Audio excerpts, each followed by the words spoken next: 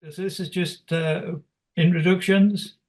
In case anyone's not aware, we're NERA is a charity and we're governed by up to 12 trustees. We've got several trustees on the call. There's about 5 of us on the call, I think. I'm Keith Richardson. I'm a NERA trustee. I think I tried to get 4 or 5 years ago most of the trustees to oversight all the parts of NERA so that we have some oversight of what's happening. And mine is the archive. So if you've got any questions about the archive in general, please use my email. Some of you may have come across the previous archivist, which was Richard Lacey. Richard stood down to basically towards the end of last year, and I had asked for a replacement. We ended up with several replacements. Peter's one of the replacements, and he's covering. So we'll get to Peter in a second. So he's looking at catalogues, and Alan, who you've probably heard talking as we went into here. Well, I'll hand over to him later on. Is covering the digital archive part. Alan is also a trustee who's mainly looking at the website and then the operation of the website. And he's been the main driver of the current digital archive, which the trustees have been looking at for about 10 to 12 years, well before Alan's time. So introductions, I'm going to hand over to Peter to do the archive catalogues. Hand over to Alan to cover access to the members only section of the website. Probably won't take that long, but I think some people have had issues. How to access and use the digital archives itself, which is down to Alan. And then we'll have a question and answer session at the end. If you can leave your questions to the end, we'll run through hopefully the main points and then make sure that we're not repeating things we've already said. So I want to try and get finished by 8:30. Calls being recorded, as I think Alan said. So you should be able to view this. Members will be able to view this on the My Videos section. Background to the call. Last year, we asked members to complete a survey about the NERA archive because we wanted to find out more to see what the reaction was. We got about 100 responses. That's out of about 600 members. So that's quite good enough in terms of understanding what people's views are. And we reviewed the responses and took some of the action. So members should have got an email 23rd of March summarised the situation. So we got feedback on things like perceived slow responses, problems with the catalogue, and there was also further reference information requested. There's been some discussion earlier about the Station Master catalogue, which had been on the North Road Museum website but disappeared. So we're probably going to replace that with something that's much better on our own website, so they can't, what they do is not a problem for us. And we promised to hold one or more online sessions covering some of the access and how to use the digital archive. So this calls the first attempt. If we have a lot of questions that we can't answer immediately, we might have to do a second attempt. But so that was it. I'm going to stop sharing and hand over to Peter. Okay, thanks, Keith. I'll just share my screen now.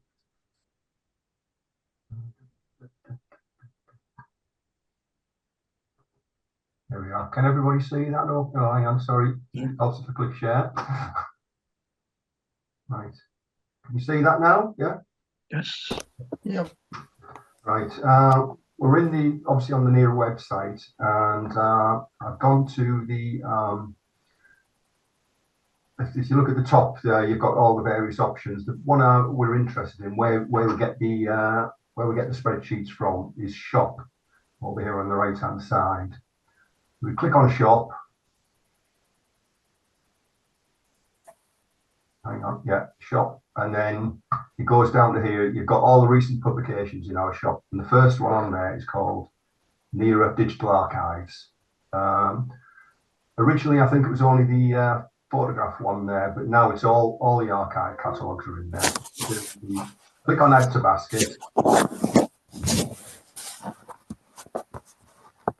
and then we can view the basket. and it's got all the NERA archive catalogues in there. So all we need to do now is proceed to checkout. Put the details in there. Confirm I'm over 18 and place the order.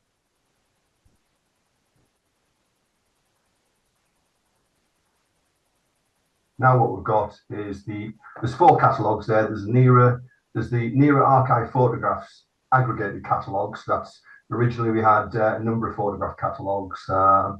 After looking at the suggestions on the survey that we did, we've now aggregated them into one catalogue.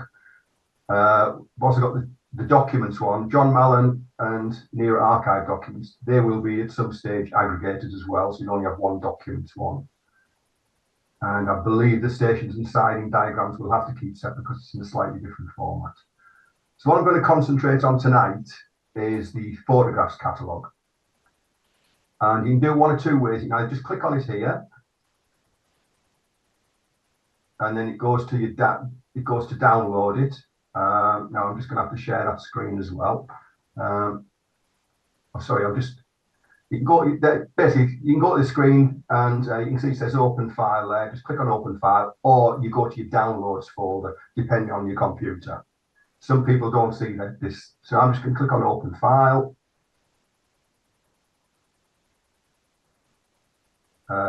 You can't see that, can you not? Yeah, we can see it. Oh, you can see it, can you? Right, okay. Yeah. All right. Yeah, quite clear. I didn't know whether it would actually share it. Right. You're sharing the whole screen. The whole screen, right. Well, that's good, that then. Right. Okay, so I'll enable editing so we can actually edit it here. And we've got the main screen there, and it lists every photograph has obviously got a catalogue reference number, and they're mostly by the collection. So we've got the A.L. Barnett collection starts AB, and then we go down, and I think we've got Alan Brown next time, which is ABR, and so on and so forth. Now, the easiest way to do a search is to go there's a search button at the bottom here, click on search, and then you can search on 3 fields. You can search on description, location, and date taken. So if I say I'll do Newcastle in the description, sorry, hang on, sorry, just a sec. Newcastle. And if I do that and just press enter, we get all the records with Newcastle in the description, right? And maybe just a word about this description.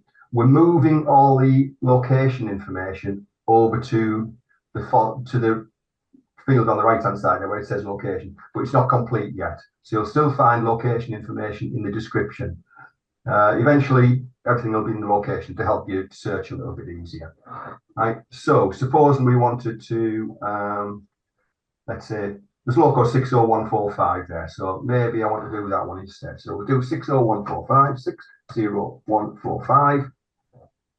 That will list all of the ones that were 60145's in, but I also want it only at Darlington. So there, it'll only give you the photos that are at Darlington. Okay. And then it'll tell you the date. The date format is in reverse format. It's year, it's 4 characters for the year, then a dash, and then 2 characters for the month and 2 characters for the day where that information is there. Sometimes you'll only find it's just got the year and the month. Sometimes only the year. Other times it's everything. So if we go here, and I'll go back there and show you everything that's at Darlington. But supposing I just wanted to know, let's say 1956. Oh, tell you what, if you put in that 1956 in there, 1956, it'll give you everything in 1956. If I want to go to 1956, let's say 1956-03, so 04, it'll only give me those that are in April 1956. If you just want to say the 1950s, you just put 195, and it gives you everything in the 1950s. So simple as that, really. To the right-hand side, you've got uploaded. That means there is actually a digital copy of the photograph online. If it's not there, it hasn't been scanned yet, basically. So you look down there and you can see most of them been scanned. That will be what we're doing. That uploaded column is going to turn green. We're going to have it green when there's yes, so it makes it a little bit easier for you to see. Okay, so that's basically it on that. So it just helps you. This way helps you search on 3 fields, and you can put a little bit of, sort of, you can slim it down. You can narrow it down to whatever you want. There is another way of doing it, which is on here. And You've gone back to the first sheet now. Sorry, back to the You've first. gone back to the first sheet. Sheet 1, right? And there's a way of searching on these fields if you want anything. If you look up on the top on row 1, if I just type in Control, Shift, and L, everything has a little drop-down arrow. If you can see that, right? So this is a little bit. It can be a bit more powerful depending on what you want to do. But what you can then do is you just search on, say, York. It'll give you everything in York there. So, but it won't, so problem is in the description field. Why we're doing it separate into location as well is because if you have the location in the description, you search for York in the description field, it'll give you everything at York. But it'll also give you trains where it's described as a Leeds to York train. So you're not able to home in on the location. That's why we're putting them in the location. So yeah, you can do that in any field you want, really. So you can do it on the order, well, you won't want it on the order, but the date taken. And if you just want it on, say, the Alan Brown collection, you just tick on that. And you can do multiple selections if you want to do multiple sections. And then it'll give you all the photographs for Alan Brown, and then the other ones that are ticked as well. So if you go down, it'll give you everything there. You go down there. Gone too far. Yeah, Alan Brown CE. So they're all down there. Sorry, it's just jumping about a bit. I don't know what it is for you, but it's jumping about here a bit. Yeah. So it gives you all the fields. So yeah. So on the filter, sorry, I jumped ahead a bit there, but what you can do a search in the search box, and that's a free form text, or it lists all the options for that column. So everything is in there. So you can search by any of those if you want, either one or more, or everything but Alan Brown. It'll give you all the photographs by everything other than Alan Brown. Nothing. That's about it, really. That sums it up. That's it's as simple as that. There's nothing else really to say about it. But anybody got any questions? I've run through it too fast. Yeah, Peter. Yeah, so having got there, how would you get to the thumbnail so that you can actually see it? Well, that's onto the digital archive, which Alan will be showing. Right. So what I should have said in here is obviously when you've got that over there, you can then go over to the other side and you see the actual file name, the file name of the file, which will Alan, can you search on the file name as well? You can search on the catalogue reference. Yeah, the catalogue. Oh, sorry, source you can search on the catalogue reference, can't you? Yeah, silly me. You wouldn't need to search on the file name. Yeah, so the catalogue reference, you just search on that. Yeah, so if you want the thumbnails, Alan will show you that in a minute. This is more what you can do. You can take this offline. You don't have to be on the website. You can take it offline, save it to your computer, and do a little bit of searching on it. Yeah. Peter, sorry, Nick Lingwood. Yeah. I was just going to say, for the benefit of people who are not familiar, you've got to use sometimes, if you're searching, particularly for documents, use a bit of lateral thinking. I had an inquiry some time ago about breakdown cranes, and I ended up having to search under cranes, accident, breakdown, rolling stock, you know, because they're not the descriptions are such that it doesn't necessarily pick up unless you get a very precise description what you're looking for. Yeah. And similarly with locomotives, you might get a Northeastern Class E, and there might also be somebody else's Class E that crops up. Yeah. In your search. So you know, you just need to use a bit of lateral thinking sometimes. Yeah, you do, Nick. Yeah, that's right. Well, actually, it's a good point, that, because what we have been doing as well is trying to standardize the terms used. So as an example, you've got signal box, all one word, signal space box, signal space cabin, SB, and various other ones as well. So in this photographs one, we've now just standardized everything as signal box as a standard spell. It makes it a lot easier to search for it. Than, Peter? Yeah. It's worth pointing out that the information that's in this catalogue's been collected over many, many years, long before any of us had anything to do with NERA. Yeah. And everybody who's added information has used their favorite way of talking about things, which is why there's so many different formats. And with the work that you've been doing, trying to standardize, it hopefully helps in finding things. But Nick's exactly right. If you don't find exactly what you want first time, try and think laterally a little bit, and you might find it that way. But I'll come on to using the photos as well to look for things.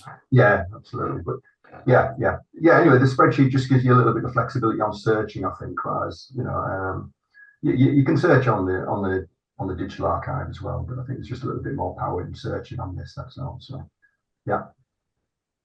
I think the last thing you described with the arrows is the filters that you get in Excel. Yeah. So which I think comes from one of the options at the top. So, yeah, no, what you do, the easiest way is Control Shift and L. It's easy. It's on the data menu as well. Yeah, you can do it on the menu, which is hang on, it's over. Just a minute. It's on data, and then you can put filter, and that does it just the same. You know, so yeah. Okay. You can do, there is another one as well, but it's a little bit more of a sledgehammer job. You can do find and select, but that finds it in the whole spreadsheet normally, you know, if you go there. But I wouldn't really recommend that one. I think you better. Sort and filter's right at the side of it. Sorry? Sort and filter is right at the side of it. Yeah. Yeah, which is the same. Well, yeah, but that does a sort as well. But if you just go down a little bit, you've got filter there. Yeah, you've got filter there. Yeah, you're right. You're right. Yeah. It's like everything with Microsoft. There's about 5, 6 different ways of doing it, depending on which one you want to do. It's never just one way. Indeed, yeah. I think this is the most useful for people who use Excel for some other purpose, and they can find their way around. And of course, you have to have, unless you're clever, you have to have an Outlook license, a Microsoft license to use Office. And not everyone does, but if you do, it's worthwhile playing with this because it is your copy. You can break it and it won't damage our copy. Yeah. Mm-hmm. But it has been said, the information's been compiled over decades, and it's not unusual to see station names misspelled and things like that. So you do have to use a bit of lateral thinking to get what you're looking for. Yeah, you're absolutely right, Keith. Yeah, that actually happened to me a few days ago, looking for photographs of Seaton Delaval, and I was surprised to find that photographs I knew were in the NERA archive didn't come up, and it was simply because Delaval had been spelt wrong. Yeah. Only one A. So, you can see some of these things and sort further on the description filters. So you can, if you wanted York and Darlington, you tick York and Darlington. You can then tick further if the list just gets shorter and shorter. Yeah, so I'll show you. York, you go on York. This is what you mean, I guess, Paul, isn't it? So then what you can do is you can then click on OK. Then you can go on and do Darlington. Yeah. And then, what you've got to do first, I think, is you've got to unselect them all, haven't you? I believe. you can unselect them all and then just go through and tick the ones you want if you don't want to whittle them down. Add to selection. Yeah, so add to current selection to filter. That's it. So yeah, that's now got York and Darlington in it somewhere. Yeah, York and Darlington in it. It's a case of playing. You know, to be perfectly honest, it's a case of playing about with it. There's that many ways you can sort your data and cut your data. If you're just willing to spend a little bit of time on it, it's worth it. You can. It's a good way of finding spelling mistakes as well. Oh yes. You search as Ed did, Seaton de Laval. If you come up with the boxes, you'll come up with both variations of the spelling. Yeah. And then you can find out which ones are spelt wrong. Yes. Yeah. Absolutely. Yeah, it's just when I was trying to change everything to signal box, and I searched for signal space box, did them all. You know, I did some sort of filter. Then I did SB. Well, you get Middlesbrough, Knaresborough, Gisborough. Yes, everything. Exactly. So it became a little bit more complicated then, you know. But yeah. But to be clear, we would like to get the data cleaned up. So if you see any errors, please flag it to the archive team. We'll try and get it corrected. Yeah, absolutely. Yeah, if you spot anything, and there are still a few typos in there. So yeah. Yeah. Can I ask? Obviously, you're updating the spreadsheet. Presumably, we would have to download a fresh spreadsheet to get the updated version occasionally. Yes. Yeah. So, are you putting any sort of like revision date on the thing so that you can see on the updates? If you look at the shop, Peter, go in the shop. Go back to the shop. Back to the shop, and then you go down to here again. Is that right, Miss Alan? Yeah, go to the catalogue and there's comments are further down. Go down there, major change catalogue, change log. Maybe, Alan, if we just put the latest version in, even if there's only minor change, just put. Well, it will the version you download will correspond to the last line in that major change log. Yeah. So 12th of June. So rather than put change the name of the file itself, which actually causes its own problems, all we do is we regard the major changes. So Peter did a lot of spelling corrections on and around the 12th of June. Yeah. There's no other easy way of doing it actually, other than the fact that every time if the product gets updated, it generally moves to the front of the latest product bit that he showed you. Yeah. But that's the best place to check it. Yeah. We do minor corrections about once a month. If there's a major change, it will be notified and we'll try and tell you roughly what we've changed. Mm-hmm. Yeah. I've got to thank Ed because Ed did a lot of the changes as well, the spelling mistakes and whatever. So thanks, Ed. I think he's on, isn't he? That's all right. That was painful for my eyes. Well, there were 6,500 changes I put in on 12th of June. Yeah, mate. Yeah. Mm. I do apologise, by the way. I thought we'd agreed to standardise on signal cabin. Hence, all my changes use the word signal cabin, not signal. All right. Yeah. So it is signal box we're standardising on. Yes. Right. Yeah. And another big one, maybe you should know is your TMD, MPD, Morley Power Depot, M.P.D.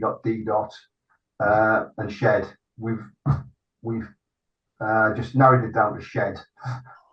It just seemed more sensible because you can call say I don't know, you can call York a shed, but you couldn't call Richmond a shed. You could call York a shed, but you couldn't call Richmond a TMD. So the shed seemed the lowest common denominator really. So that's what we settled on there. So I'll have to put a list in at some stage, not too distant future, in here of all the different standardizations we've come up with. We put it as an extra tab at the bottom where you've got sheet 1 and search. I haven't spoken to Alan about this yet. I think the best way is maybe just a separate box, which is standardization, standardized terms. A glossary.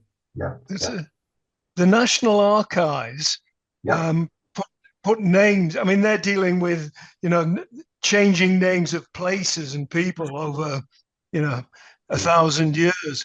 They put a standard name in brackets in the entry. So you leave, if the name, was Novocastrium or something, or Iberacum Mm. in the document, Yeah. they would leave that in, but put in brackets York. So any search would pick up both. Right. It seems to work well for them. Yeah, yeah.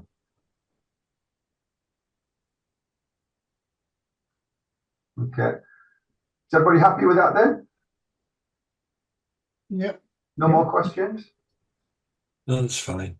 No, it's fine. Is it right? Okay. I'll stop sharing this, Alan. I'll give it over to you, should I? Yeah. Thank you. Coming up. Okay. Right, let me clean up a window because I've got all sorts of other things on here at the moment. So what I'm going to do is I'm going to share the front of the web page again. So this is where we came to before. It's just the front page. You've got all sorts of things on there. I'm not going to go into detail on what's on there. What I am going to go is show at the moment I'm not logged in. And the way to tell I'm not logged in is if you move your cursor, your mouse pointer over the members area bit in the header there in the menu bar, then nothing happens. So you know you're not logged in. But if I click on the members area, I get my option to log in. So this is the first thing, the first barrier to people getting access to it. And often what they'll do in there, they'll type in their username as what they know as their membership number, which in my case will be 1508.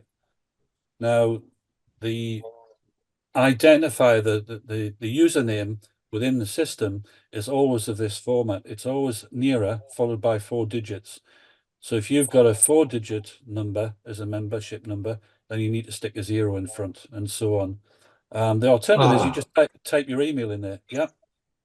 Is that a question? No. Okay. You can also type your email address in there.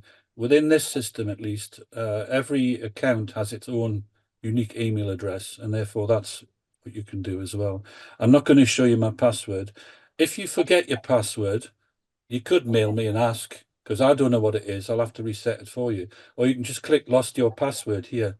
So if you've never been on, or you've just forgotten, click lost your password, and it'll guide you through the process of setting a new one. And I'm not going to do that now because I'll need the demo to work. Because of the browser that I'm using, it's remembering what I typed in last time I came to this page. And in most browsers, that happens these days. So once you've typed in your password, it'll stay there forever. So I'm going to log in now. And it'll take you to this, which is called the account page. And if you look there, it's various things on there. You can look at any orders. So if you've downloaded or bought any books or anything, you can find all past orders on there. Downloads that you've ordered, if they haven't expired, will all be in there. Your own personal address. If you've used the shop, then that will be filled in. If you've never used the shop, then it probably just contains your postcode. We only put addresses in when people buy things because we need to know where to send them. And then account details, I will go to that one because that's quite a useful place because you can also change your email address if you want, but you can also change your password. That's another way of changing your password, but you don't have to. And I recently remembered when I looked down here that this used to be quite near the top and it's drifted down. So if you're a member and you're still a taxpayer and you haven't already filled in one of those forms, then please do, because we can claim some money back from the government on your behalf, which helps our accounts. So that's the page you come to. So if I could just go back a minute. When you've logged in, you'll come to this page here. You can log out from here, or you can log out from the bar. If you just close your browser, eventually it will log you out, so it's not a big deal. Now, once you're logged in, what you'll notice if you look up at the menu bar again, members area has got an underline, which means there's something there to go and look at. In fact, it's the only thing in the menu bar which does have an underline. And these are the various resources that we've made available since we started the new website about 6 years ago now. And the one I'm going to focus today is called My Digital Archive, but there are others on there which if I have time and people particularly want me to show, then I'll go and show them. but I'm going to focus on Digital Archive. So just run your mouse cursor down and select it. Now, if you're on a phone or a tablet, it'll appear slightly differently. You'll get what's called a hamburger menu in the top. I can't really show you that, unfortunately, on a PC. But if you've used any website, you should recognize that. And on that hamburger menu, you'll also get these menu items. They're all called the same. So I'll click on My Digital Archive. And then just wait. And you'll get this window coming up here when it's filled itself in. So if you look down here, the first thing to show you is there are actually loads of instructions. And they're just about viewable. But I had to put this line in at the top because the first thing people do normally when they can't do something is mail me. So this saves me a lot of dealing with emails. If you're not sure about something, you might find the answer you want down here. And I'm not going to go through that now. After the video is finished, you can then go and have a look there if you want. But I'm going to guide you through the basics of using this. Now, when we first started looking at using a different system, using an archive, we wanted a way of giving members access to some of the, basically the photographs, the scans of photographs. And when I put the website together, we decided as trustees to use a facility provided by Google. So if you're used to searching with Google, then you can search here. It's exactly the same technology behind it, but you don't need to know how. There are a number of folders here. I'm quickly going to go in there because some people just like to wander around. So if I go to NERA Archive Photographs, which is what Peter had done, and click in there, it goes and shows all the folders in that store photographs in that folder. And if you look at this bar here with a house symbol, that's what's called a breadcrumb trail. It shows you where you are in the structure. So if I then click another one at random, that'll get added to the breadcrumb trail. So it shows you where you are. So what I'm doing now is browsing around photographs. These numbers are the catalogue reference numbers that Peter showed you in the first column of the spreadsheet. And if you hover over the little eye, you'll see various bits of information. And what that is, it's the major fields from the spreadsheet, from that row in the spreadsheet, all concatenate in one description. So you've got the description field, which is first, the location field, date taken, owner, etc. So it's put it all in there. What that means is, I'll show you in a minute how to do a search. It's going to search on anything in any of those fields. So if you look at that field there and you were to search for signal box, it's going to pull this record out. And the way you do a search is you go up to the top right. There's a little spyglass symbol. And click on the spyglass and it opens a box. Now what I can type in here, I can type all sorts of things. I could simply type a single word. So I'm going to go for signal box because I know that one's there. And I'll use the right format. And what it'll do then is it'll show me a subset of photographs which have signal box somewhere in the title.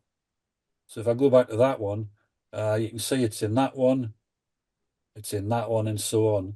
Now, if you look at that one, there's no signal box in the picture, but there must be something in the description. Yeah, looking west to signal box and level crossing. So, oh, there it is in the distance. So it is there. Because it's Google, if I go back to search again, I'll get rid of that. So it goes back to showing me everything in that folder. I could search for two things. I could search. I'll tell you what I'll do. Before I do that, I'm going to go back up the breadcrumb trail to the start. And that's because you don't actually have to know which folder to look in to search for something. You just search for it and it'll find it. So I'll go back to search again. I'll just do signal box again. Hit enter. It's taking a bit longer now because it's searching the whole archive, all the photographs, all the documents, and everything with signal box in there. So it can be a bit confusing at once. Luckily, it's got the circle of doom on there to let you know it is actually doing something. But you have to bear with us because it is looking through 50,000 photographs. Or in fact, if it's looking through documents as well, it's more like 70,000 things. But it will come up.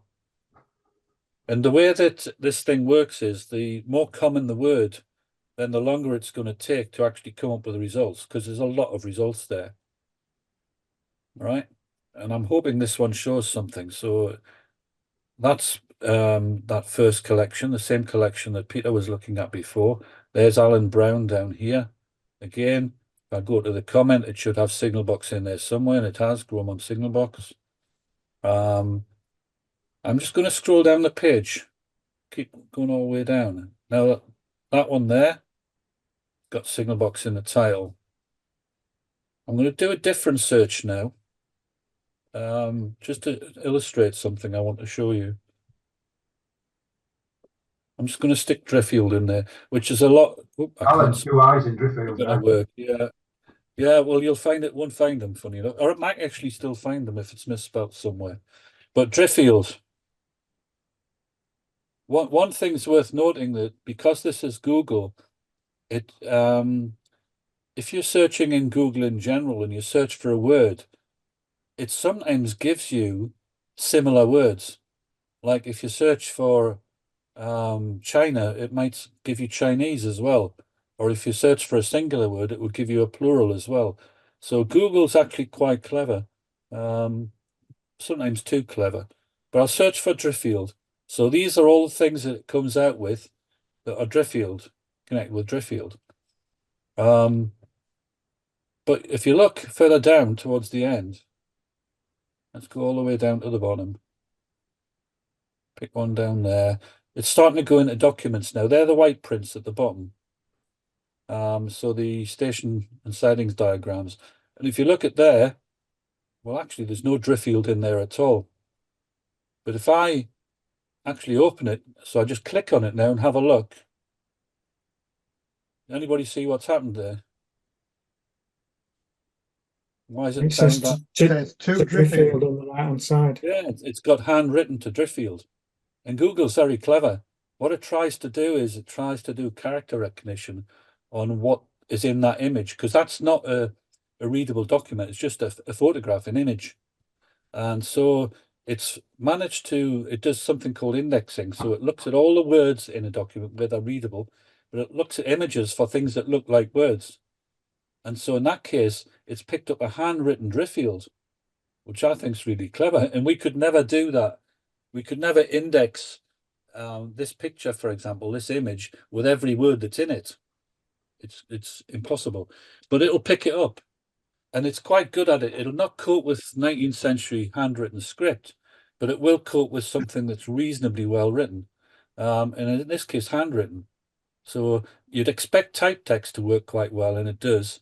But it does actually, it's quite clever. It will pull things out. Now, that can be a nuisance because if you were interested in Driffield, it's giving you Southburn, but it's relevant because it's to Driffield. Alan, yep. I had an experience of that where I was looking for Belmont at Harrogate, and it turned up a drawing of, it wasn't Belmont in Durham, which I expected. It was a drawing that had written on it to Belmont Junction, and it was at a 45-degree angle. So it had even recognized that, which was very impressive, I thought. Yep.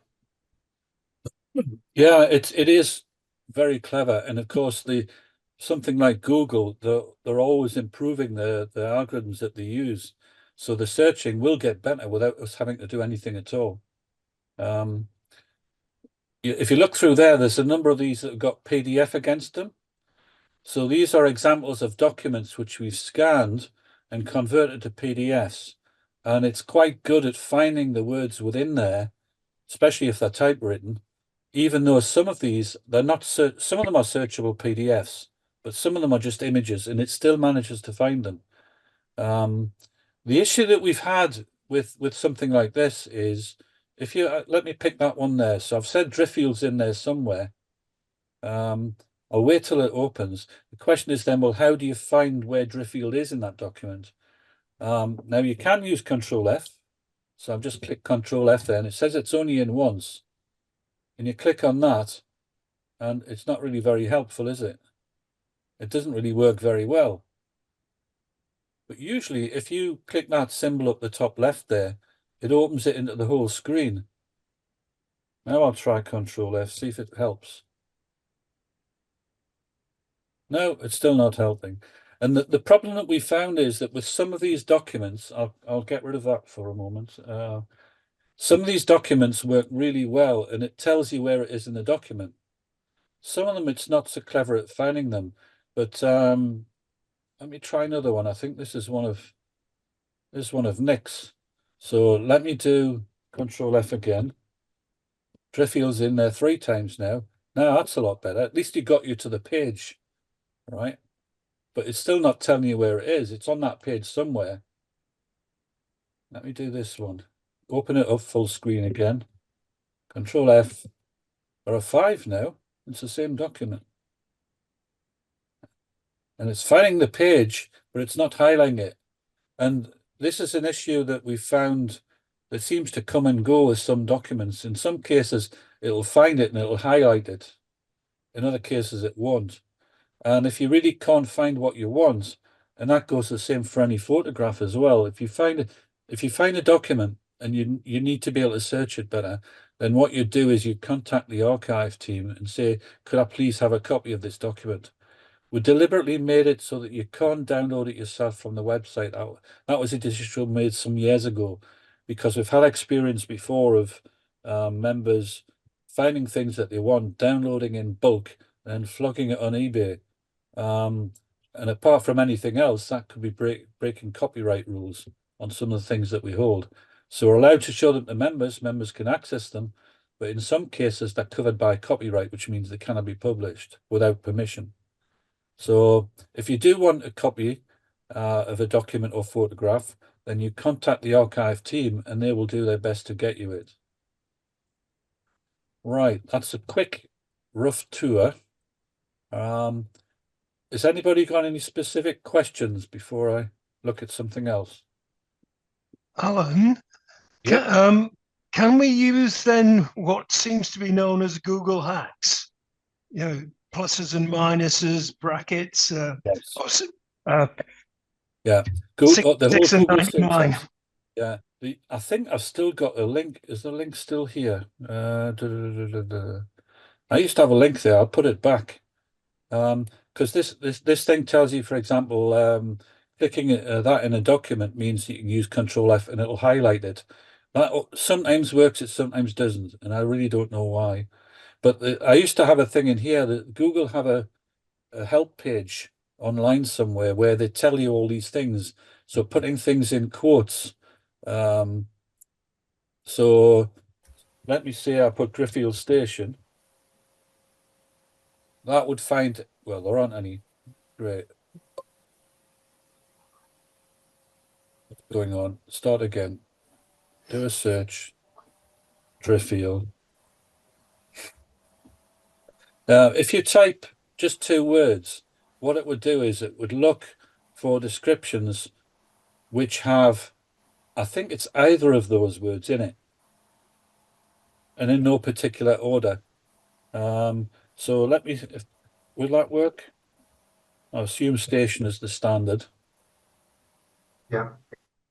So that should have slightly fewer entries there, but there's still quite a lot of them. But you'll find in some cases, for example, it was mentioned about some of the locations being in the description field. And it could be not at Newcastle necessarily, but about Newcastle or towards Newcastle or something. Driffield Station will just find anything that's got those 2 words in it, either in the description field, this thing here, this little eye, or in an image somewhere. But if I was to put, let's do that again, but this time I'll put quotes around it. I'm not sure this example will really illustrate it, but what that would do is you'd have to be called Driffield Station in that order and the 2 words adjacent to each other. So it's a tighter search. But you can, yeah, so let me test that example you gave. I'm not sure how this would work. but it would be Driffield minus station. That should give me ones that have Driffield in the description, but not station. I haven't tried this before though, so this is not prepared earlier. There we go. It did work. Thank you for prompting me with something that actually works. So there's a signal box, right? So this must have Driffield in the title. Where is it? There. But it doesn't have the word station in the title. It's got Yeah. the So train anyway, reference. yeah, so in this case it's looking actually in the title. In that case, the description is just Driffield, right? Even though it is the station, it was never written Driffield Station. So it's helpful to be able to narrow things down. I'll try and find the link because it was a link to a Google page that they provide with all the syntax of the search that you can do. But anything that you can do in your Google search box, you can do here, and it should work. Any other questions? Yeah. Yep. If I wanted to find a siding diagram, Yeah. I would find it was miscatalogued under white print. Yes. Well, so they're all in here physically, so you could go down and look for it there, right? This is just the way they're originally classified. Yeah. So they were classified by the station location name. So give me a name. Weirhead. Weirhead. So they should be down here under that bracket there. I think there's only 2 levels. That's it, yeah. So it should, in this case, it's going to give me all of them, and they ought to be roughly in alphabetical order, I believe. There were 1 or 2 that were added later, which is part of the problem. So if you wanted the white print for Weirdeal, then what I would do is type Weirdeal in there now. And that should find it for you, whatever the order. There we are. Westgate and Weirdeal. Yeah. Is that what you were after or not? No, it was the next station along. Right. Weirhead itself. Oh, Weirhead, sorry. Misheard that. Weirhead. So if there is one, that should find it. There we go. There are 3. Brilliant. Thank you. So in some cases they're from different dates. This is a collection that was already there when I got involved about 6 years ago. So there'll be scans from different dates, and we do keep adding to them when things turn up, because obviously they'll evolve over time.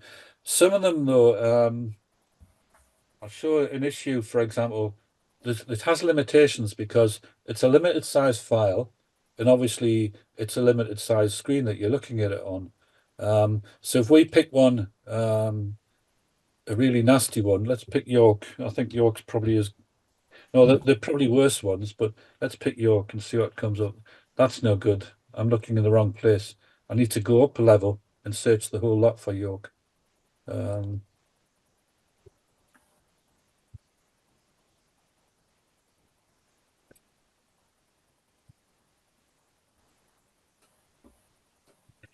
not too bad, these. Some of them, though, they're so complicated that when you actually zoom in, you can't really see very much. Try that's probably Priory Yard. Priory Yard. I'll just type Priory then, see what comes up. That's not in there. It's not No. called Priory anyway. It's there somewhere in the archive because I've seen it. Yeah. Yeah. Let's see if Darlington's got a bad one. Marshalling yards are a good example where they're absolutely a nightmare. There's one there, right? So that's Darlington. And if you look at that, if I click on it, you'll get something out of it, but you can't really see very much. Even if I make it bigger. So I'll Control plus, make it as big as I can. Not very useful. And really, there's not an awful lot I can do with that. What you do there is you use the photograph to identify, yeah, that's the thing I want.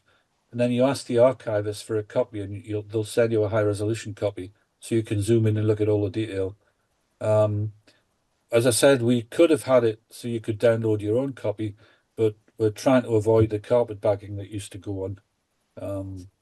And the purpose of this, really, someone asked a question when we're looking at the spreadsheet of how do you then click on and see if it is what I want? Well, the way you would do that is you could search here, or you could search in the spreadsheet if you like spreadsheets, and then you use the catalog reference number to search. So whatever appears in the first column of the spreadsheet, just type that into the search box at the top. That'll take you straight to it. And then you can say, yeah, that's the one I want, but it's not enough detail there. I need a copy of my own. Contact the archive team and they'll get you a copy.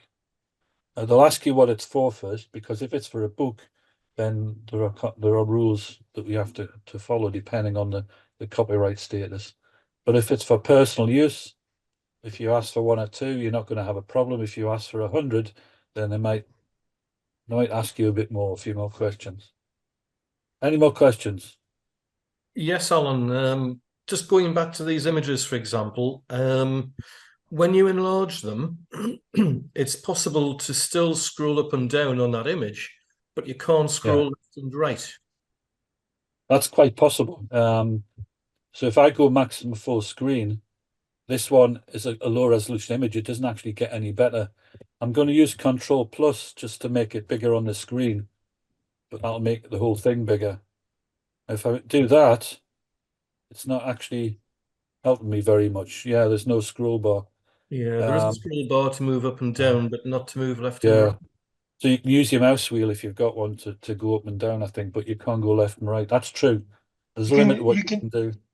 You can use the magnifying glass at the bottom of the page that keeps appearing and disappearing. Yeah, but that still prevents you from moving left and right. Yeah, I think that's just like the full page, isn't it? You can go up and down a little bit there, but can you actually make it? Yeah, you can zoom in with that plus button as well. But you're right, you cannot go that way. I can't make it go any further across. And again, there's nothing much I can do about that. Right. Let me close that. Basically, the original purpose of the archive is to identify whether that photograph or diagram is the one you want. And it's a lot easier to determine from a picture of it than it is by just looking up the description in a spreadsheet. But if what you get from this isn't not enough for your purpose, then you need to contact the archive to get a better one. Right, any more questions? Can you just demonstrate using the catalog ID, Alan? Yeah. Anybody want to give me one?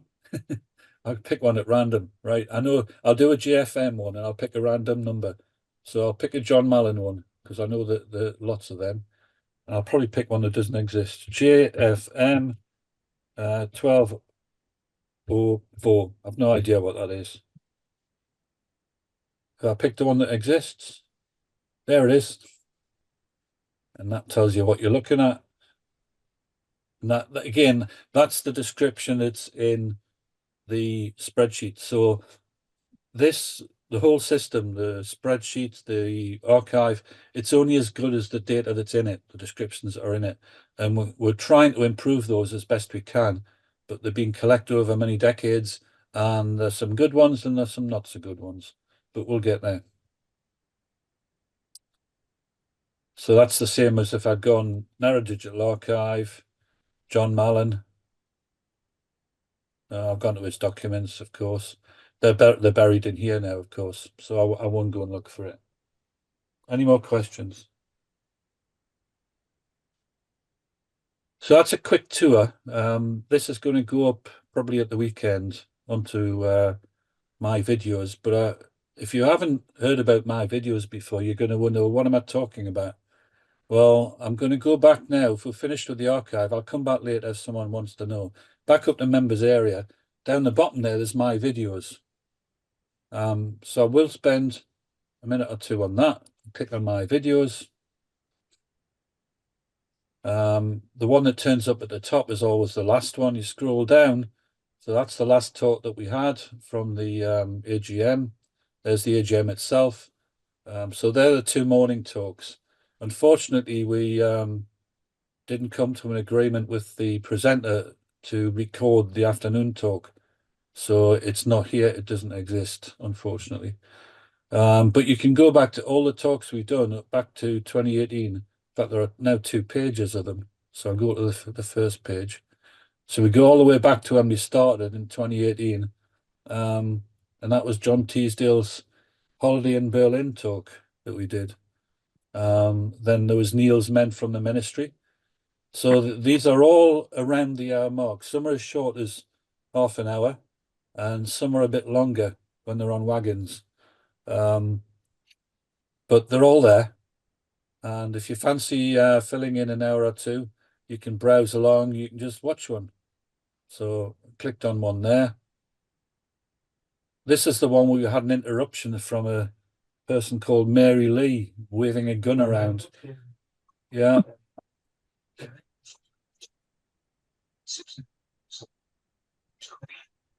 you see the live caption on there or not? Yes. Yeah. That's just because I've got it turned on. You can turn that off if you don't need it. But that's your personal decision. So I'll just pause that and go back. So all the talks are on there. You can watch them in your own time. If you go back to that talk, then it should remember where you were. And you can pick up, so you can watch part of a talk and then go back and watch it later. And it seems to all work fine. So that's members area, my videos. The recording of today's meeting will appear at the top of that list sometime over the weekend, probably on Sunday, and I'll get a chance to process it. There's the AGM. So if you didn't go to the AGM, you can see it was a very short one, that. There's not much to talk about there. Any questions on videos? No. It links to the YouTube channel again from here. We do actually have our own YouTube channel. So all these videos that you can see are hosted on our channel, but they're done in such a way that the only way to get to them is through the members' website, because the recorded videos are only available to members, whereas anyone can join a meeting live if they want to. Right. Anybody got anything on there they'd like me to show, rather than just me picking them at random? You could show the signal cabin register. Yeah. Do you want to talk Actually, about that are you one? going to rename it signal box register? Good question. No, the author has ultimate authority on that. So I'll click on that one. Nick, if you want to talk about it, we can do. There we go. Yeah, Go on, I'll give you the floor. Yeah, it's got on the top left, you've got 3 options. One is the notes, which is what you're looking at. The second one is a list of signal boxes or cabins, and they're in alphabetical order. And you can use the scroll bar on the right-hand side of the screen to go down to get to the name that you're looking for. So pick one at random, say, and just click on that, and it will take you to the appropriate line. And that line, it highlights the signal box, and this gives what you've got is the mileage. We filed them by the Northeastern Engineers line diagram numbers. So this is line 52, Durham to Bishop Auckland. And the 0 point of the mileage is Bishop Auckland East. And the mileage is shown at the left as we go down, miles, chains and links, not yards, unfortunately. Then you've got the name and sometimes a change in name, and whether it's the first place. In that case, you've got Bishop Auckland North 1 and 2, which is the first place, and then replaced in 1909. In actual fact, I think I've got a date to put in there in the next revision. So you've got the date of opening, date of closing, the type of building where we know, and where it says N4, that is uses the signal box semi-standard abbreviation for the style, and the C stands for the fact that it's cantilevered out. Construction is B for brick, and W for wood, and W and B for wood and brick. Make is the type of the frame that's in there, which is Stevens for the first one, and then Mackenzie and Holland. And where we know the type, we put that in. Then there's the total number of levers. The in the notes column next to it, you've got frame date, which is FD. I mean, unfortunately, you have to abbreviate these things because you can't fit it all in otherwise. NF means new frame, was when it was replaced, and then you've got the dimensions as far as we know them. I have to say they vary a bit because sometimes they're outside dimensions and sometimes they're inside dimensions. It depends on the source. We've got a number in brackets there. The one, there should be a note right down the bottom. Yeah, It says something about it. yeah, which gives a sort of, it's a note one, and just give a very brief thing. And you can find anything. If you want to go back to lines on there, that gives you the list of all the lines by number and what the engineer's district is. So if you, again, all those that are underlined in blue, underlined will, if you click on those, take you to the appropriate place. So we'll click on a York because it's got a map of them all, Yeah. where all these places are. So there's a map for each district. So I'll go back to lines again. And along this side, you can go back to the line, which is the same ones that we were looking at a minute ago. So they're all connected. Wherever you get it underlined in blue, you can click on it. Anything else, Nick, you want to say? No, I don't think so. And we update it as and when we can with new information, but I'm trying to avoid only doing it twice a year. Anybody got any questions for Nick on this document, on this facility? Yeah, I've got not so much a question, but is it possible to include a legend for the abbreviations that are used? In the There's notes something on at the here. bottom. Yeah, this page I'm showing now. It's got, I think they're all on here. Let me move this up a bit. Well, I'd like to say they're all on there. I think there's a few probably missing, but there's Yeah. In principle, they're all here. yes. But if you see one that we've missed out, then by all means let us know and we'll fix it. That's fine. I've just seen the ones about the construction. Yeah. Yeah. But this page does get updated as and when something comes up. And things like, for example, occasionally they find out that there was a different box, a different, and then a new row gets added to the relevant thing in here. So I'll go across to here. That wasn't what I wanted to do. It's cabins. So if I pick a cabin, anything, ACL 1.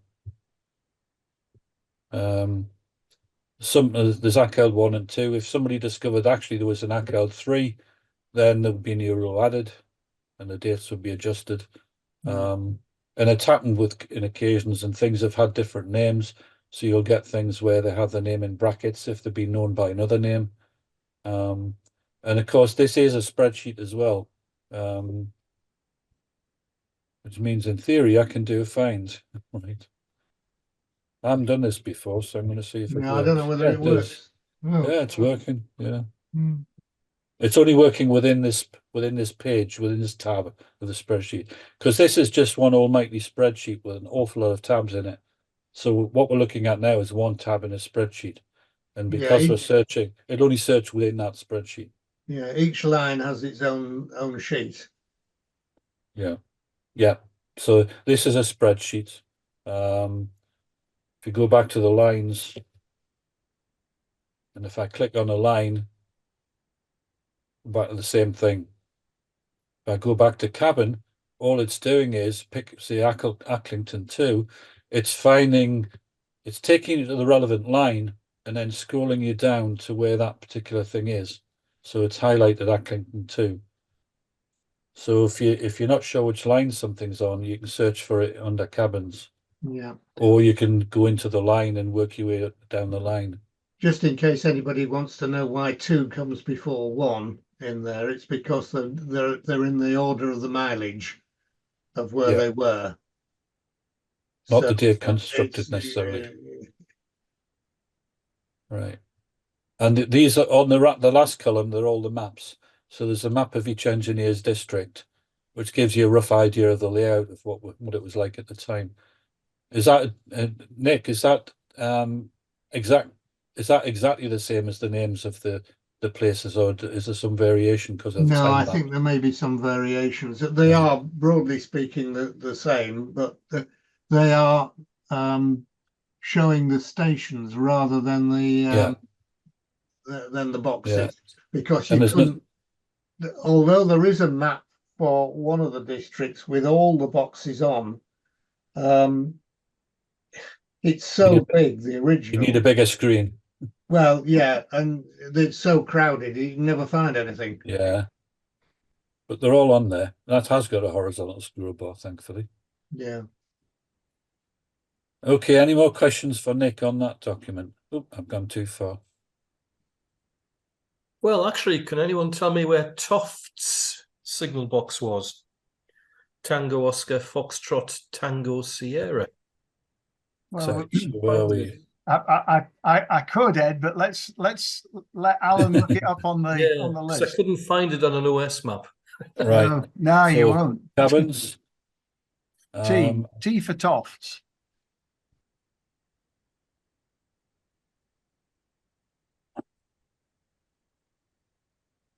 There's a lot of them. I think they're about well over 1,000. Yeah. Nearly there. Yeah, Toft Depots. Is that the one? Or Toftwood? Tofts depots. Yeah, I think it was on the archive as Tofts. There they are.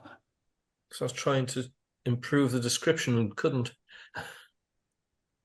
So it is on. That's there. Right. Mask and Saltburn. Right. They put independent lines in from Tofts into Saltburn West, and you can see it opened in 1900. Right. Thank you. The other point is that I suppose if you wanted to know roughly where these things are, if you look at the engineer's line diagrams with the that mileage, it'll probably show it. Mm-hmm. Not always, because sometimes if they've been deleted or something, they just get scrubbed out on the original. Now, I'm not sure whether the engineer's line diagrams are in the archive, are they? There may well be some, but I don't know how many. Yeah. I mean, they're in the booklets that David in the shop. Yeah, they'll be in the shop. Yeah, there's the odd one in the thing, but mainly they're in the shop. But I've never looked to see whether how close correlates to what's in those things. But they ought to be similar. You're right. Oh yeah, a lot of the mileage chains and links we got from the engineer's line diagrams. And I'm sure you all know, but a link is 7.7 inches, so it's actually more accurate to quote the links.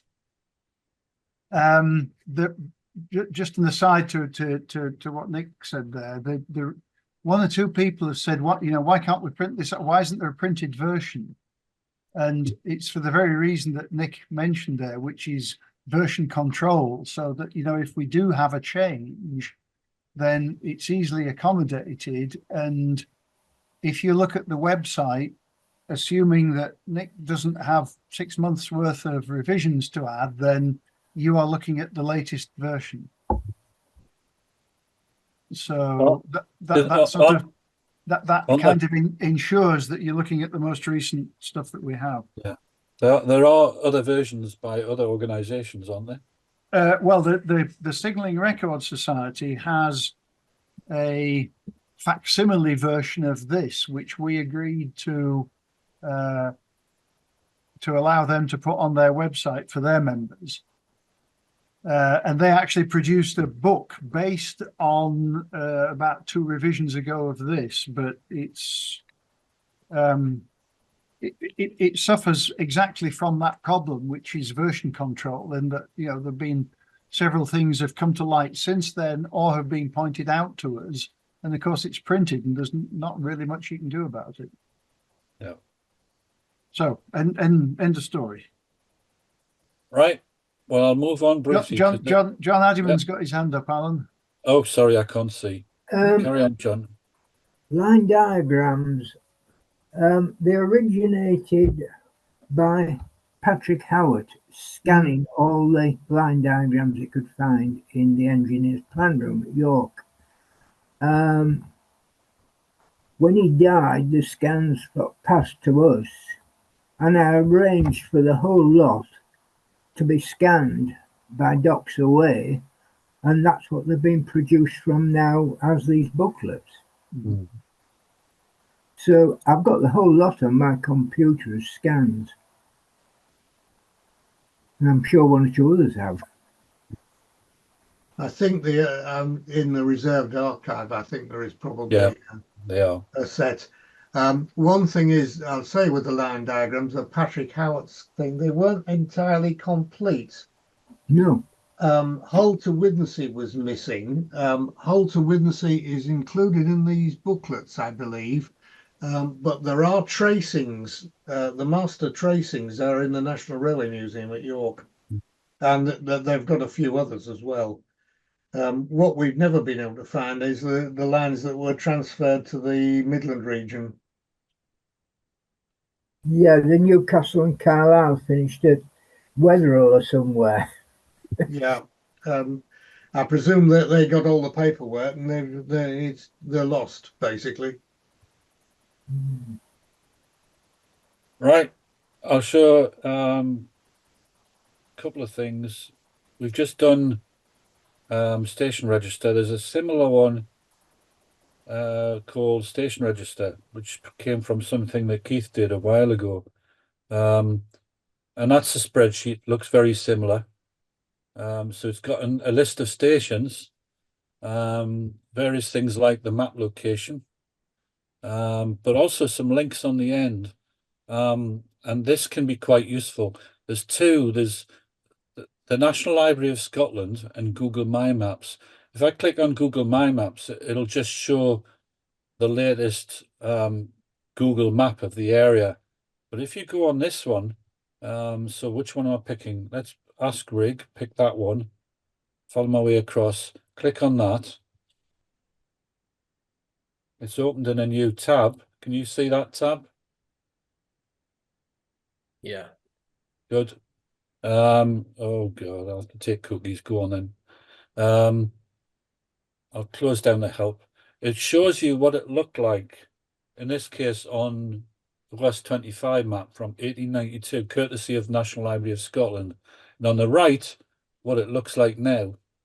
I found this really useful to looking at all station sites, because you can find out from there, if you see the cursors are moving on both. So I can look at a modern building, for example, and say, well, that wasn't there then. What about any of these? None of these. What about the goods shed? Is that still standing? There it is. So the goods shed is still standing by the looks of it, and it's that one there. So if you're interested in visiting sites, Royal Railway sites, then this is quite good. The limitation is that I'm limited to the maps that National Library of Scotland make available free of charge. There are more maps, but I can't get access to them.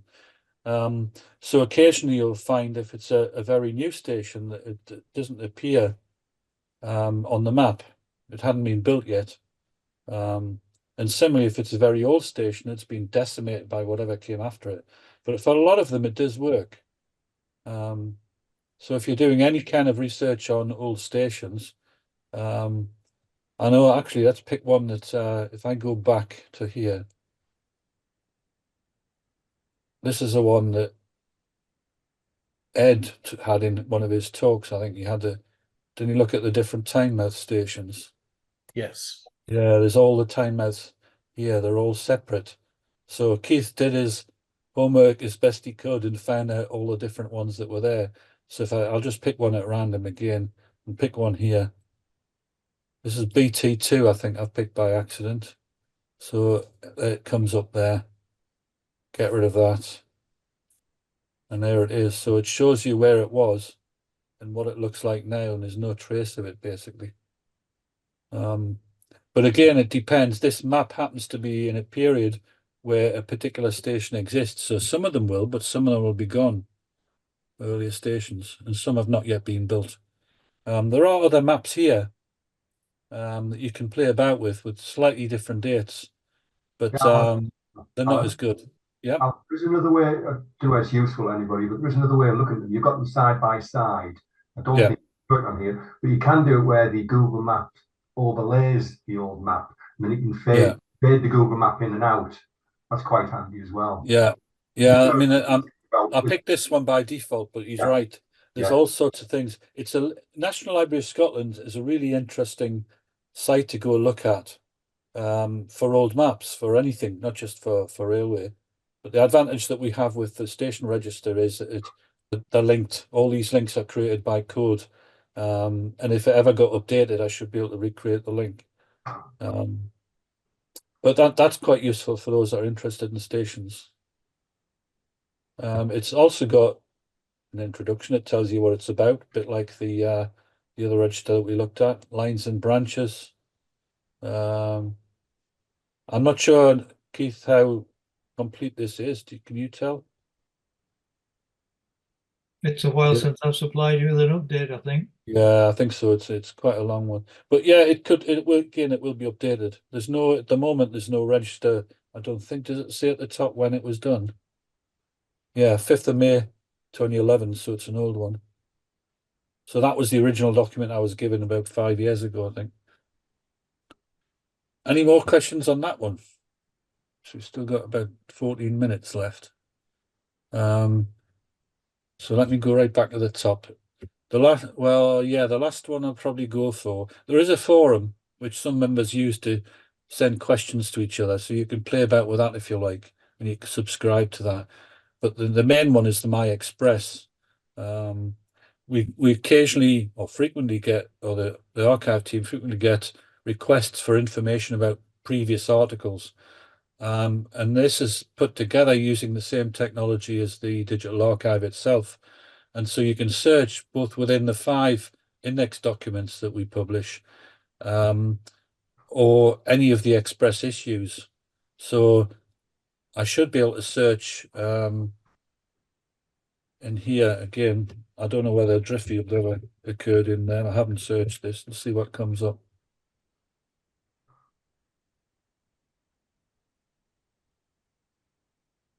Yeah. So this may have it in the title or not. But that particular Express, it's showing you, if I click on one of these, it'll bring it up as best it can. That's quite an old Express, number 9. The quality's gone up since then.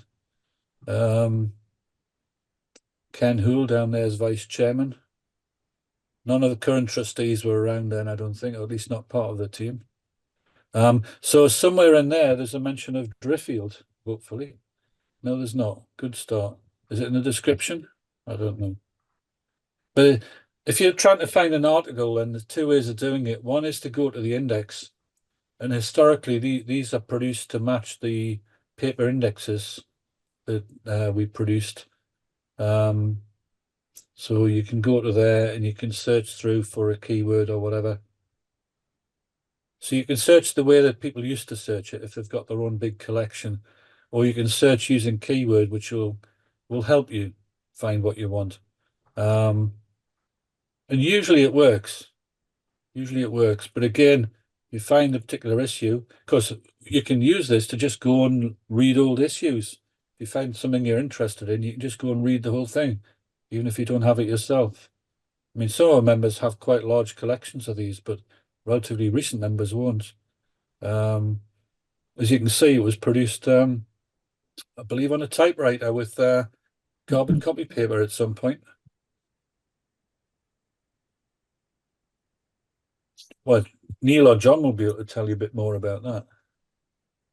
Making me sound old now, Alan. Yeah. No, experienced. it was done by Ken Hoole and several others, cutting stencils on a duplicator. And you get this sort of waxy paper, and you had to really type quite hard to get the stencil cut. And then you put the stencil on a drum, and the drum had ink inside it, and you turned the handle and it fed pages through, and the pages came out with an impression of the, hopefully not smudged, of the paper. Mm. And again, sounding old-fashioned, but I remember saying to Ken Hoole once, "We need new members." And Ken said, "Oh, no, we don't." And I said, "Oh, yeah, we do." No. He said, "Every new member is, X number of turns of the duplicator handle." He was not keen.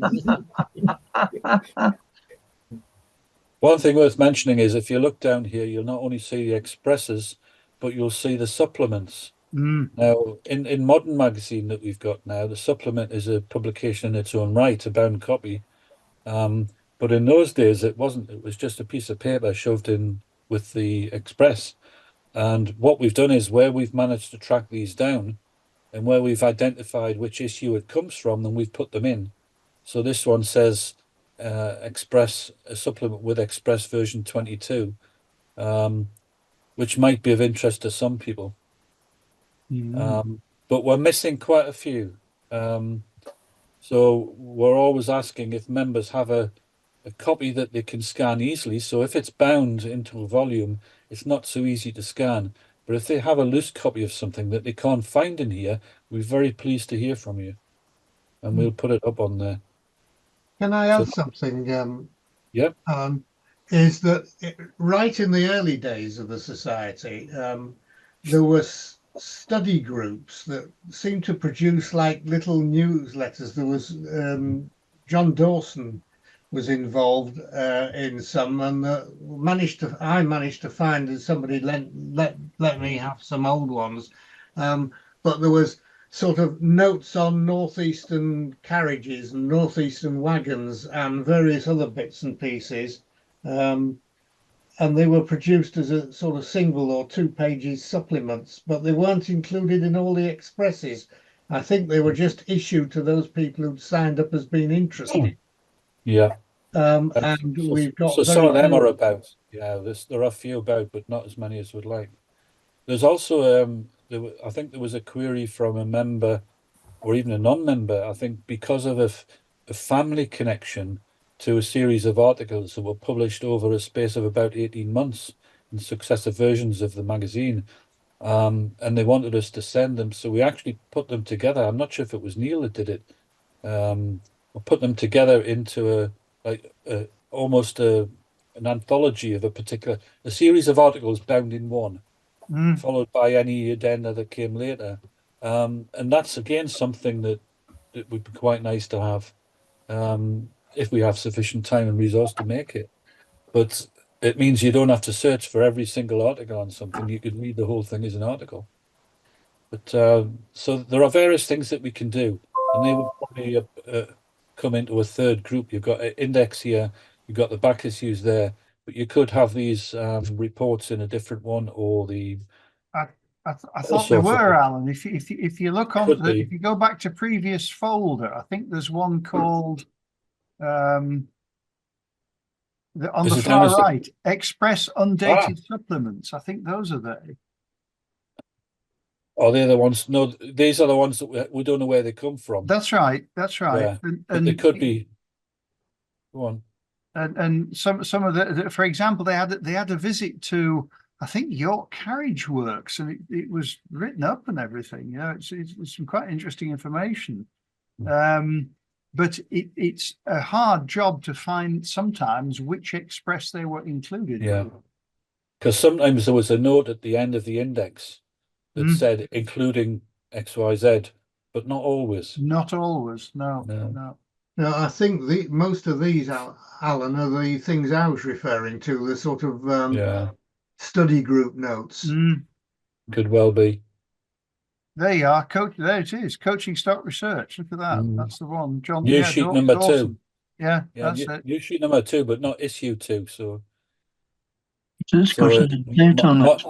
Yeah, that one has March 63, which might match a magazine because they weren't always published in the same months as they are now. So maybe a March 63. Some of them have got dates on, I think. But we've not been able to definitively match it. So there's got a date on there, John Mallon.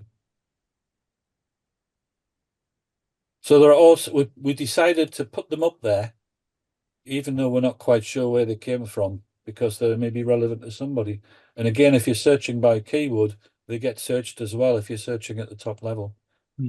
You generally would do your search at that level unless you know specifically what you want, or you've been through an index and found what you want. So in terms of the archive, I think we've covered most of them. The AGM stuff will be in there, but that generally disappears after the AGM and it reappears the following year. My account is where you came in when you logged in. You've seen the digital archive, you've seen Express, the forum. Some people use it to discuss, but there are other ways of doing that these days. Signal cabin register, station register, and video. So I think we've covered all of it. Yeah. Still And on one time. day you'll have to add my station masters. So yes. Yeah. Well, it'll just appear on somewhere in that list. Alan, one thing that I remember from early days with Richard Lacey, there's all the photos there, and many of them have good captions, but some of them are either something like Northern Dales Rail Tour, but it doesn't say where it is, or if it does say where it is, it's wrong. And I seem to think there was a way of clicking on the photo on the little sort of, and you kind of jumped out from the photo and you could put a comment in, and that went to Richard, if I remember rightly. Can we still do that? Yeah, I'll talk you through that if I can find one good example. So I'll just go to the NERA Archive photographs. Yeah. And I'll pick one at random. Let's pick something out of here. So if you look on there and you think, oh, that's wrong, that's not using world. Yeah. You need to be able to talk to people about it. So you can obviously, if you find a lot of errors, then the best way is just to email the archivist. Yeah. And we'll come to some arrangement of the best way of finding it. But if you come to here, so I've opened that. Sorry, it's obscuring something I want to click. That's it. And I think it was the pop out at the top right. Yes, that was it. That was it. Yeah, I think that pop out there. And it's opened it in a new tab. Yeah. And then it keeps putting things over the top of what I want to click. And up the top here, I think it was that one. Add a comment. That's it. So if I click on that, and then you have to select an area. So it doesn't matter if it's general about the photograph, just pick an area and it opens the box. And if you type something in there, right? So I'll type some gibberish.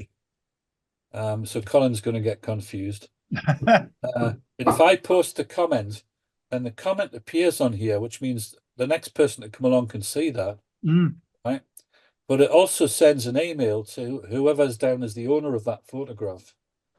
And the majority of the photographs are owned by archivists. So an email would go to Colin with the bones of that in it.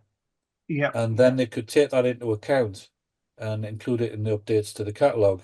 And then somebody has to go and cancel that, otherwise it'll stay there forever. So I'll put it away again, it's gone. But obviously if someone thinks, well, they're all wrong on that particular line, then I know a lot better, then what you do is contact the archivist. What they could do is arrange to give you a spreadsheet with just those records in it, which you can then type over yourself and say, no, they're wrong, and rewrite the descriptions. And we've done that, and I think that's what Ed did the other day with some things. But that's a lot more efficient way of doing it for a large collection. That's it. Yeah. No, it was that sort of odd one that sort of crossed my mind, which was that, you looked at it and thought, oh, hang on, there's a typo there. It's not Seaton Delaval spelt wrongly, something like that. So I'll go and do it again. I'll click on the photograph. There. I'll maximize it. Yeah, so there you go. I think, does that take you there as well? Pop out straight there. Shouldn't it? Yeah. And then it's a comment there. Comment. And then you highlight an area. Yeah. And Doesn't matter what. and that will get by email to either the archivist or to me, and I'll forward Yeah. it to the archivist. Okay.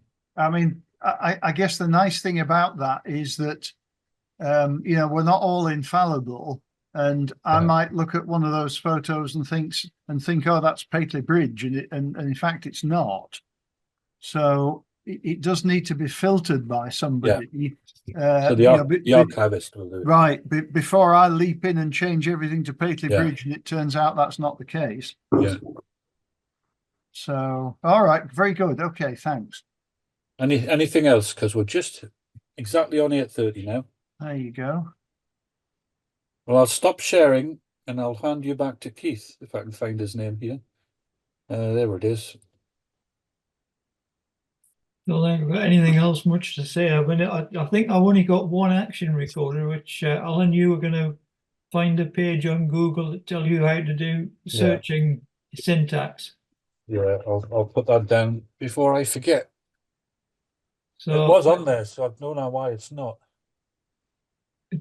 Basically, I was just going to try and cover any question as answer at this stage, but we seem to have covered a lot with Alan in particular. Unless there's any other general questions. Is there a list of the missing express supplements? No, because we don't. They're missing. Well, the ones that you're still looking for. Well, basically, it's just if they're not in the archive, I think it's difficult to find a list because sometimes they used to say in the index what was following, and in that way you could produce a partial list, but quite often they didn't. They were just there, and so it's only people who physically have them, and also if there was something written on the top of it that says which magazine it came out with, but even if it didn't, we'll still use it. That's the anonymous ones that we had at the end there. But I'm afraid no, we haven't got such a list. But if someone wants to compile one, more than welcome. I mean, I can go back to something like issue number 90. Yeah. I mean, there's some people on this call that have very long collections, big collections, but they tend to be bound up, which means that unless they take the thing apart physically and possibly destroy them, then they can't copy them. But at least we know they exist. So if anyone has any suggestions for specifics, then I'm sure we'd be pleased to hear you from you. And if you want to follow up on anything that we've covered today, it will be on the my videos page by Sunday probably, and you can email webmaster@ner.org.uk, and that will get to me, and I'll pass it on to whoever can answer it if it's not me. And at that point, I think I'll close the call. Thank you very much for attending, and I appreciate the comments you've made. Thank you. Thank you.